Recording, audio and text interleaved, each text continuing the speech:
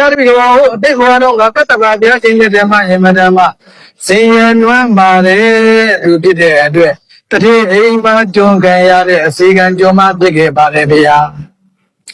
တရားတပည့်တော်လည်းဒီလိုတတိအိမ်မှာအစီကံကြုံမှဖြစ်တဲ့အခါမှာတဲ့ကြေးရဆိုလို့ရှိရင်အင်မတန်မှကြမ်းကြုတ်တယ်ဒေါသကြီးတယ်အဲဒီလိုကြမ်းကြုတ်တဲ့ဒေါသကြီးတဲ့အတွက်ဂိတ္တာဂိတ္တိတွေဟာသူ့လက်မှာကင်မိတဲ့အရာမှန်သမျှနဲ့တဲ့ဘုရားတပည့်တော်ဒီတန်ဥကောင်းကိုပိဋကတိရိုက်ပွဲပါတယ်ဗျာတပည့်တော်ရဲ့အလုရှင်ဟာအင်မတန်မှကျမ်းတမ်းပါတယ်ဗျာ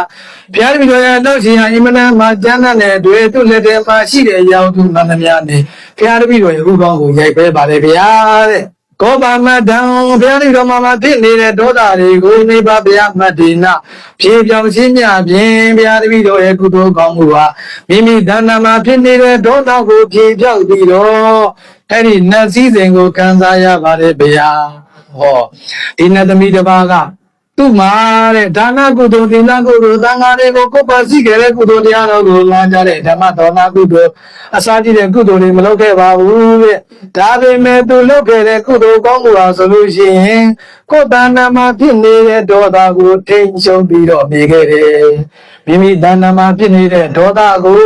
ထိန်းချုပ်ပြီးနေတာလည်းပဲကုသိုလ်ပဲတဲ့